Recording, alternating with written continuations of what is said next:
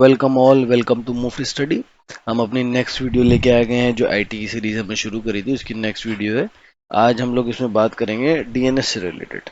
अगर आपने हमारी पहली वीडियो नहीं देखी हो तो आप जाके पहली वीडियो देख सकते हैं। उसके बाद ये उसी की कंटिन्यूशन में सीरीज हमने शुरू करी है जिसमें हम आईटी से रिलेटेड डिस्कशन करेंगे, जिससे आपकी आईटी नॉलेज थोड़ी सी इंक्रीज हो जाए। तो आज हम लोग बात करते हैं डीएनएस के बारे में बात करेंगे। तो जब आप गूगल पे यूट्यूब लिखते हो तो लेकिन कंप्यूटर जो होता है वो कंप्यूटर आप जानते हैं कि उसी बाइनरी लैंग्वेज समझता है, वो नंबर समझता है। लेकिन अगर आप उस पर जाके लिखते हैं youtube.com तो कंप्यूटर को कैसे पता चलता है कि उसको इस नाम से वेबसाइट ओपन करनी है और वो इस वेबसाइट को ओपन कर देता है।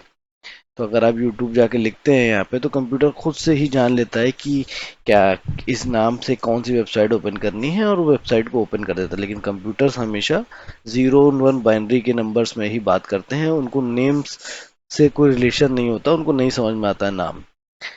तो आज हम समझेंगे कि ये डीएनएस होता क्या है और कैसे इंटरनेट नाम को नंबर में कन्वर्ट करता है।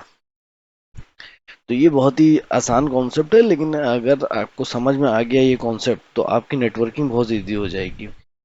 तो कंप्यूटर कैसे नाम को नंबर्स में कन्वर्ट करता है हम लोग उसके बारे में बात करेंगे। सबसे पहले डीएनएस का फुल फॉर्म जानते हैं क्या होता है। डीएनएस को हम लोग इंटरनेट का फोन बुक भी कहते हैं।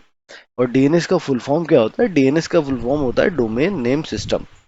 जैसे तुम मोबाइल में कोई नाम सेव करते हो, मान लो कोई भी नाम तुमने सेव कर दिया, नाम अमन नाम से कोई भी नाम सेव कर दिया, तो जब उसको कॉल करते वक्त करते हैं तो नंबर याद नहीं रखते, हम लोग नाम सर्च करते हैं उसका अमन और उसको कॉल कर देते हैं। वैसे ही इंटरनेट डीएनएस को यूज करता है। डीएनएस भी बेसिकली वैसे ही काम करता है। तो इंटरनेट भी वैसे ही डीएनएस को यूज करता है। जैसे हम लोग कॉन्टैक्ट लिस्ट में कोई नंबर सेव करते हैं किसी के नाम से, तो हम लोग उसका नाम याद रखते हैं, नंबर हमेशा याद नहीं रखते। तो सेम कॉन्सेप्ट यहाँ पे भी लगता है, डीएनएस भी यही काम करता है, इसीलिए इसको इंटरनेट का फोन बुक भी कहा जाता है। अब हम लोग देखते हैं जब हम youtube.com लिखते हैं तो तब क्या होता है। तो सबसे पहला स्टेप, आप आए ब्राउजर पे, आपने क्या करा, उस पर youtube.com लिखा। अब क्या होगा, ब्राउजर डीएनएस सर्वर से पूछता है कि इसका आईपी एड्रेस क्या है। ब्राउजर जाएगा डीएनएस सर्वर के पास और डीएनएस सर्वर से पूछेगा कि इसका आईपी एड्रेस क्या है। तो डीएनएस सर्वर अब क्या करेगा, डीएनएस सर्वर रिप्लाई देता है एक आईपी एड्रेस के साथ। डीएनएस सर्वर उसको रिप्लाई करेगा एक आईपी एड्रेस के साथ।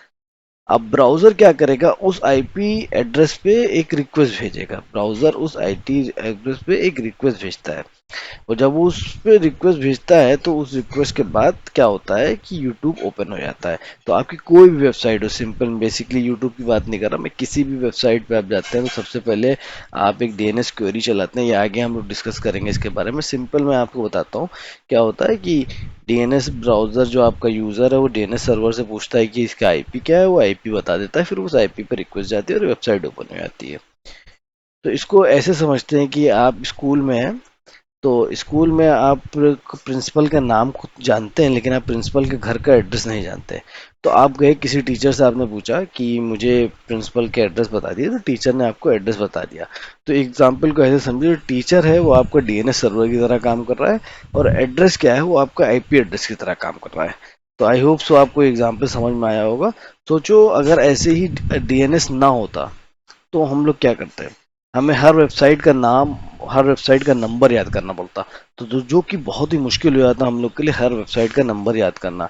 इसलिए डीएनएस ने इंटरनेट को इजी बना दिया। अब हर वेबसाइट का नंबर हम कैसे याद कर सकते हैं, डिफरेंट डिफरेंट वेबसाइट के पास डिफरेंट डिफरेंट नंबर होगा, तो हमारा ब्रेन इतने नंबर्स को याद करना मुश्किल है उसके लिए।